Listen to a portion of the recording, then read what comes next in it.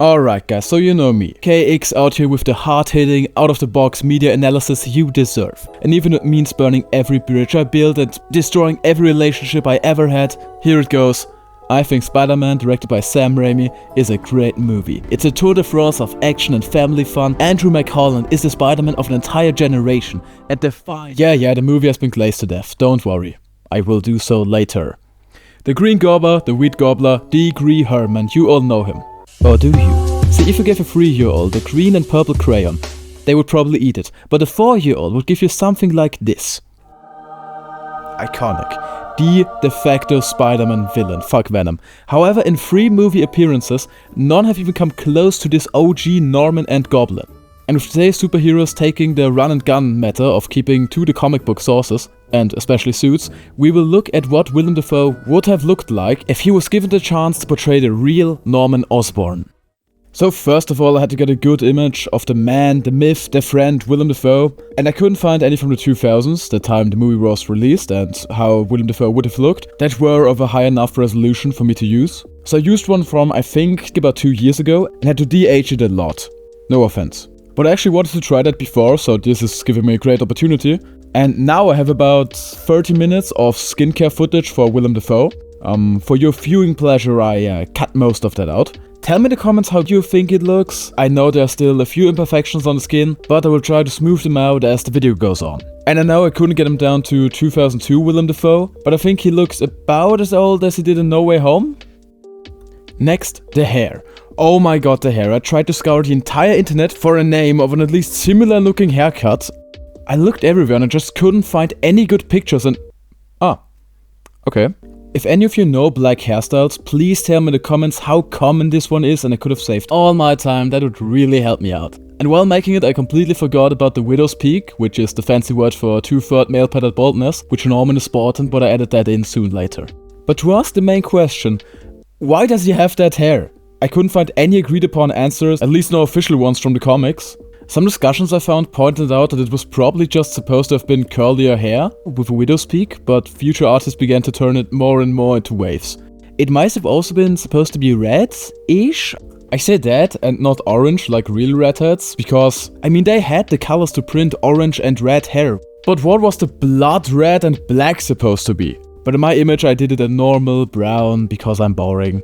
So I believe that the most accurate portrayal to the original hair is probably then the PS4 Norman Osborn of the PS4 Spider-Man game. It's still a very unlikely and very unique hairstyle, but it looks like something I could see on the street. But it's still a far cry from the original. Next I moved on to Norman's business suit, an obviously green suit. I used a picture from good Sir Mark Strong for no real reason other than the picture came up and I think it fits the perspective. The idea of this video is, what if we had 0 limitations, 0 restrictions on how to adapt the comic book designs? But more on that later.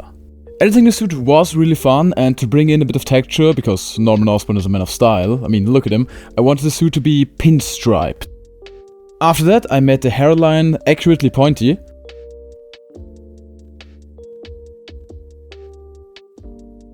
And I made the tie purple, because Norman's suits are quite particular. So I gave Norman these piercing green eyes. I went back and forth on them a few times as the video goes on.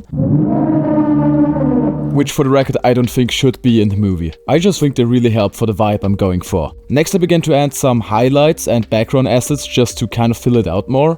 And also obviously change the lighting then to look better than this now. This is just really rough. And I just started to put in this smoke and fog and I really liked it, so I kept it and developed it more and more, but more on that later. With this picture I wanted to try something different for the background. In my last videos, I keep talking like more than 4 videos, I did a real environment setting, which was fun, but their background was more part of the story I wanted to tell or the character. Here there isn't really anything. Like there isn't an iconic backdrop for Norman Osborn, the civilian, right? New York.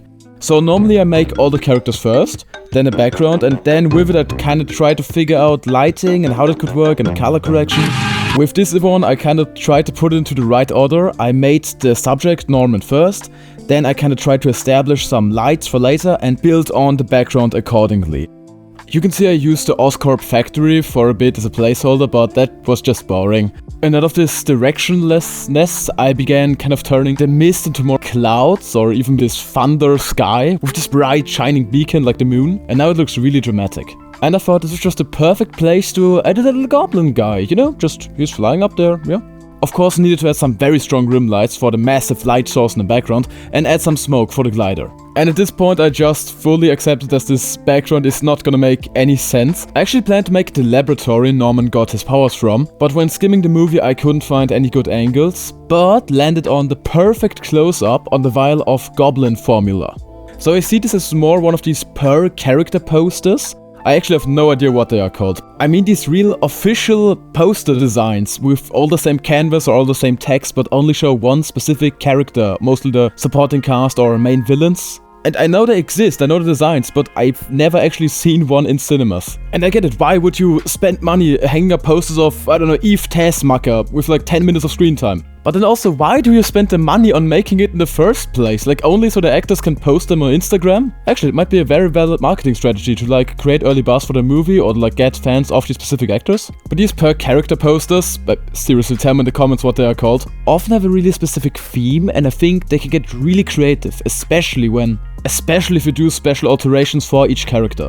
I also added some bubbles to the vial to give it a more reactive chemical touch, and I added the eyes of Norman when he was transforming into the Goblin as a reflection because, frankly, I just think it looks cool. Not to forget, he is a scientist after all, and it is his most important product.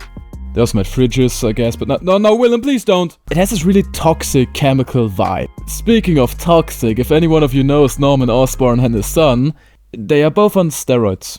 But come on, now it's time for the real meat of the video. You've all been waiting for him, I was stalling long enough, here he comes. Willem Dafoe in a comic-accurate, enough Green Goblin suit. For all my talk about comic book accuracy, it's not a one-to-one comic suit. I know, I'm disappointed myself, but I'll tell you why later. Instead, I went with a suit design which was originally supposed to be the Goblin in the movie, but later removed. Now why did I go with this Goblin design? Because Benny did the normal one 5 years ago. You might call this a little bit of cheating, and I personally don't really like to do it, but because I didn't want to do the forehead wrinkles or whatever they're called, I used a picture from the original animatronic. But I think it's better than to do some alien stock images or something. But yeah, this mask was originally supposed to be the Goblin for the movie. It probably cost a lot of money and a lot of work to make. I couldn't find any records of how deep they were into production before they scrapped it, but they were still in a footage testing phase when, allegedly, it was too scary on test screenings, and yeah, I see why. I tried to make the eyes myself, but I just couldn't get it right, so I just used the ones from another picture and it worked really well. Of course I had to adjust the lighting and colors or whatever. But I was actually really surprised to see how good the technology actually looked. Like when I think of real life animatronics, I just think of like Disney attractions, but it looked so expressive and it could have fooled me that it was just a person under a lot of makeup. The only thing I don't like, and this sounds really dumb, is that I can't tell if it's Norman Dafoe under the mask. I know, that's dumb. First of all, it's a mask, so it's supposed to hide the real human face. And in the final version, they used a way more unexpressive, basically an emoji, as a mask, but somehow it's fine to me knowing that this is a stuntman and not here. I can't really explain it. I'm fine with it being a helmet, but even the expressions in today's motion capture acting is the job of one and only one actor. And here, I can't tell if it's him. I don't know, I don't see Willem Dafoe's face with this one, but somehow here having a face and not knowing if it's Willem Dafoe's kind of feels weird to me. But still, with a 3D animated character in anything, I couldn't tell if it's performed by the actual actor. Probably not. But somehow here, because it's animated, it feels more that it still embodies the character, and I know that an animator worked on it and the actor can't do the animator's work. Because it's supposedly been used for the motion capture, but I can't tell that, and even if it's been heavily assisted by an animator. But here facial expressions are the job of the actor, so I don't really know what to believe. Anyway, here I based it on old Willem. Now to the heads. Cap. The Zipfel, I have no idea what it's called. The Minish cap. I made it out of a picture of a water skin and it does work surprisingly fine. Still, here I made the long end way longer than the suit design I'm basing it on. There it was really just a little pointed head. But for all I know, they might have animated the long end to flow better in the wind. I like giving this forgotten design a second chance, because I love watching videos about rejected movie concepts or production or designs that never made it. It's obviously sad to see that these concepts, and with that props that were made for these, weren't used at all in the end, because like with the animatronic mask, it probably cost a lot of money and a lot of work and passion to create. Still, I think it's in some way reassuring that people high up in the industry still listen to fresh or out there ideas, even if they never see the light of day. So in the future, if you know any concept art or scrapped ideas of something you want to see, let me know in the comments and I might just make it. And to finish off the forehead, I used the Guana handbag. Not sponsored, I just thought the form fit really well. Which also meant, yes, I didn't do the arrow at first, but don't worry, I made the second version where he has this, I can't call it widow's peak, it's not hair, it's a mask. But I just did this, the hard forehead later. But for now I want to stick as closely to the design as possible. It is actually very close to the original design, they just updated it with more of a texture. More of a, how do I say this, monstrous, dangerous feeling and texture, like with the skin, but also these bat-like ears or sharp teeth. And I still think the pupilless eyes are a very cool addition. But one question I began to wonder with this video: how did he get this suit? Like, I know, it's said in the movie to be a military supersuit, which I think is a good enough, logical explanation how he would get such a suit. Anyway, the grinning demon helmet, can he sew? Did multi-billionaire Norman Osborn, who just had a brain chemistry altering accident, sit down with a sewing needle? This is more so in the comics. Like I said, in the movie it's more like a metal helmet, which did he weld it? Did he like have a, sorry, he doesn't have a sewing needle, he has like a medieval anvil he smashes on every night to build his green mask, like green metal mask. But then at a quick rewatch I noticed Norman is a mask collector, like his entire office is filled with masks. And all of these are wooden masks, but maybe he's a Motorhead fan and has like one specially made for him. And it would have been so easy to just say he grabbed it in a frenzy. Fine, when Harry sees the Goblin he would probably recognize it, but it's definitely better than just going, he just has it now, with specially made retractable lenses. Misery, misery, misery. Next I made the torso out of a sleeveless tunic, which I definitely know as a native speaker and did need help for.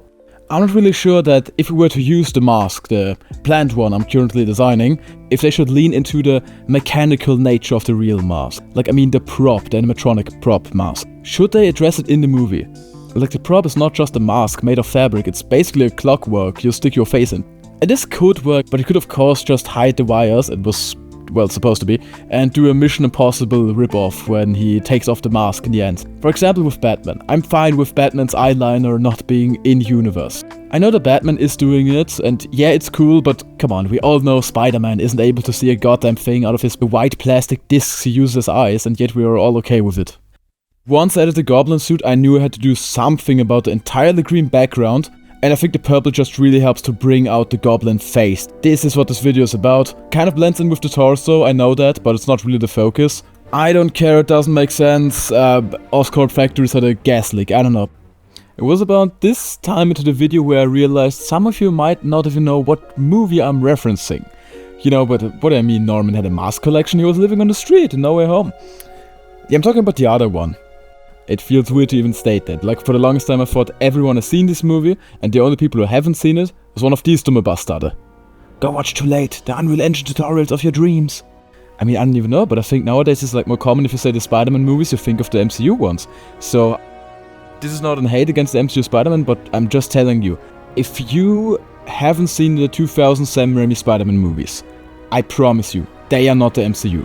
Like, whether you love or you hate the MCU, I'm just telling you, it's not that. I think if you know about this movie from the internet, you can have very different opinions based on whatever you saw, and it still boggles my mind that this movie can have such profound, emotional character moments, and then also have scenes like this. This movie has such an incredibly distinctive style of directing, and I can't help but agree that it mostly comes from Sam Raimi's understanding of how to direct horror movies. Like, I haven't seen The Evil Dead yet, but some say that it's, one for one. Everything in this movie is like a pow, punch sound effect. I don't only mean the pacing and that it didn't waste your time at all, like it's constantly something happening. I mean everything is like a jump scare. It constantly grabs your attention. Of course, the Green Goblin always comes with an explosion. as the old saying goes, but I still decided to keep it within this purple cloud theme for the Goblin. You know, speaking of No Way Home, I mean, this entire video is about giving Willem Dafoe's Green Goblin some love, giving him a new costume, maybe saying what could have been. We actually had that chance. I mean, we had an entire movie dedicated to making him the new Green Goblin for an entire generation. And okay, fine, no shot they would have done the original suit. Because they always tried to ground the suits in their universe, which I personally like. I think it's a good idea to keep it consistent within the language of your personal movie universe.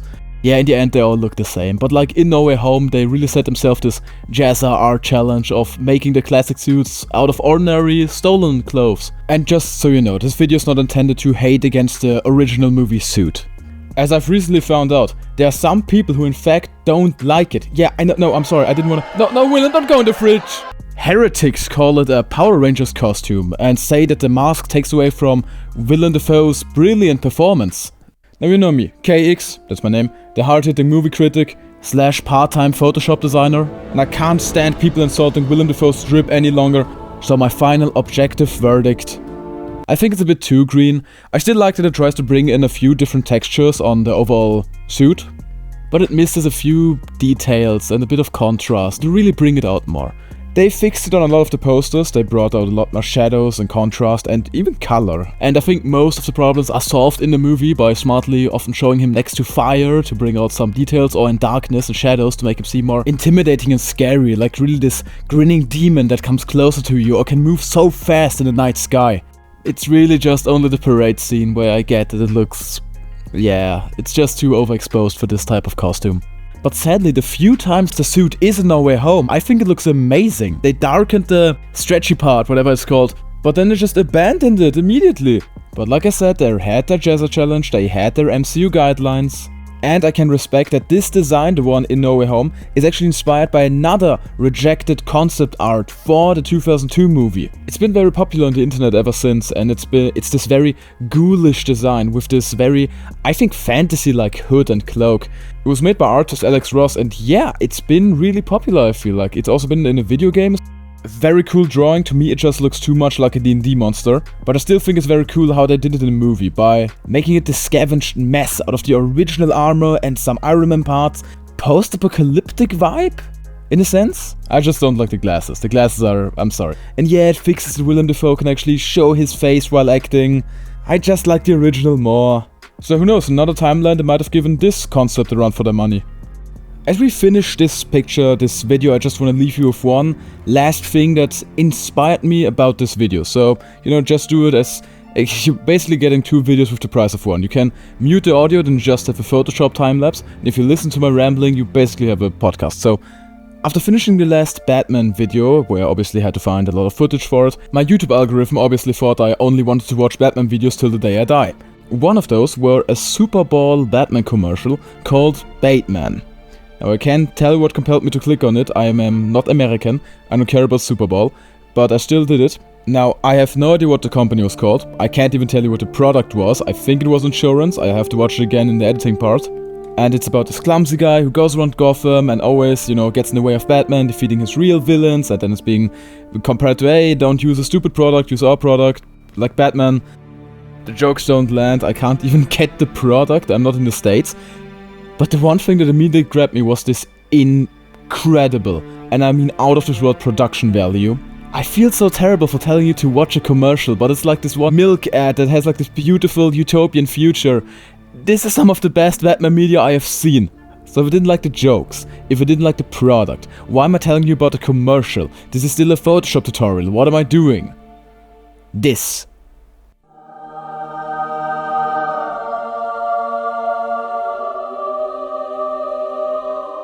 Two things have always bugged me about the cry for comic book accuracy. First of all, the simple one, I just thought some designs are impossible to do in real life or for them to look good. This belief is now significantly weakened after seeing this. This looks gorgeous, it looks honestly so amazing. This is the exact aesthetic I was talking about in my last Batman video. While making that video, I thought what I'm describing is impossible. This beautiful, vibrant yet dark Neil Adams comic style. This just disproved me. This is the movie I was talking about in my last video. Great! Please, James Gunn, watch this, do this, I will pay anything. I wanna see any movie looking like this. And the second gripe I always had with comic book accuracy, which I talked about in my Superman video, which is now a year old. Euro. Fuck it. Is that there is no one accurate depiction for a character. Every mainstream superhero, multiple mainstream superheroes, multiple B-list superheroes have had multiple just as iconic designs. Some I can't even differentiate. I don't notice Superman's underwear. I've always been fixated on the thinking, there is no one accurate design. There are at least 10 for every established comic book character. But now I understood, yes, there are at least 10 established designs to pick for each character. So why do you make your own one that sucks? Even if there are 9 out of 10 people who don't associate the character with this costume, at least you have a guaranteed margin of people who likes it, who wanted to see it. Not just gamble that maybe one person thinks this meth head looks original. And if James Gunn is promising a safe haven where all costumes from any design code or theme are fair game and can be worn, which is a fucking lie, every character can have their own visual canon and power system they adhere to, I must say, this is very cool. But being forced to adhere to the narrative elements of characters, and anyone who claims one specific story detail or personality trait are necessary for a character to work, and otherwise they are just nothing like the character, these are cherry picking. If the movie claims to be based on one specific run or one specific miniseries and the characterization of the movie fails to even understand the morals and theme of the story, comic was better, read the manga, not accurate, okay, get it, fine. But if you're talking about a character with hundreds of different runs, with multiple decades of comic book history, what are you trying to be accurate to? These characters have dozens different interpretations and characterizations over, in Spider-Man's case, 60 years of comic book history. If you take a Spider-Man comics from every 10 years or so, you will have an all-star team of completely different characters. The characters change with every subsequent author, resonating with different traits of the characters, assigning new nuances they personally saw, taking away other ones. They're different people! If you're claiming one of these is the definitive one, then you can't even call some comics comic accurate. So in summary, visual accuracy, great. Narrative, I have to say, come on, leave some creativity to the authors. Now the video is coming to an end and now it's time for the last few changes, lighting, particles, changing the entire left side of Norman's face. You just sat through a lot of my rambling and thank you very much. I seriously can't believe that you think we were done here. You think I would respect your watch time? This video is 20 minutes long and the 3-year-old meme was done in the first 6 minutes. You thought this was me glazing the movie? No, this was me hating. You're gonna see me tolerate it now and then you're gonna see me like it. And might as well, your ears when you hear me love it. Goblin's arsenal is given a complete overdesign but doesn't lose its initial identity. I mean, these are pumpkin bombs. They look awesome. Stories of Peter and Norman are shown to us simultaneously and evolve alongside one another. I mean, look at it. This is what a true villain's hideout should look like. It probably gets layer actions. Obviously, I've heard many more criticisms since I first saw the movie. Some I talked about in this video, some I very much understand. But I really don't understand any criticism about Willem Dafoe's Green Goblin. He's by far the best part of this movie.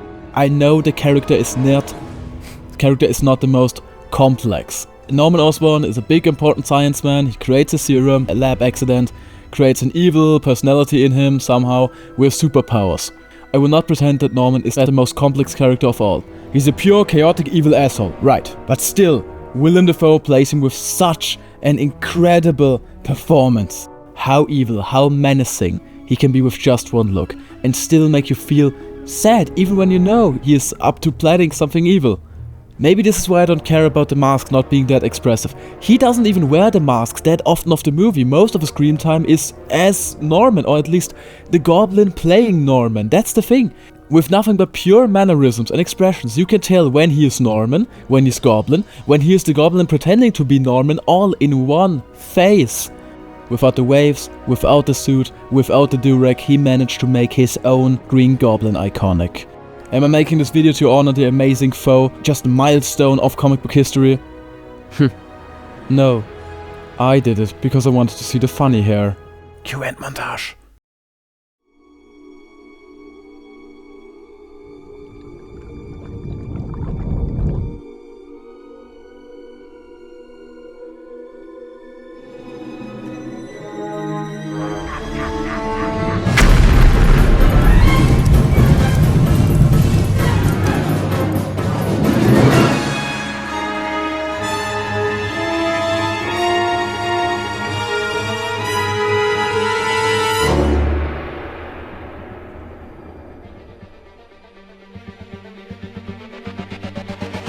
This took way too long, I'm sorry. A lot of personal stuff happened in the last 8 months, but I'm very proud to finally present this picture. I really like it. I think if the first Spider-Man came out this year and the MCU was delayed by 25 years, this would be one of the per character posters in your cinema, or Willem Dafoe would post it on his Instagram. If you watched this to the end and watched the entire video, thank you very much. I know I went on a lot of tangents. If you have any thought to them, please tell me in the comments. I would really like to know. By the way, if you or a loved one want to be photoshopped into any character at all, just contact me on my Instagram. By the way, I have an Instagram with pictures. Do you have any idea for the next videos? Should this be a long-running series? You should subscribe. You don't just have to hope that my next video comes up on your For You page. Right, then see you in the next one. Enjoy Brand New Day, which comes out tomorrow. Okay, adieu. Oh man, I've been taking forever on this new video. I don't think I can do it.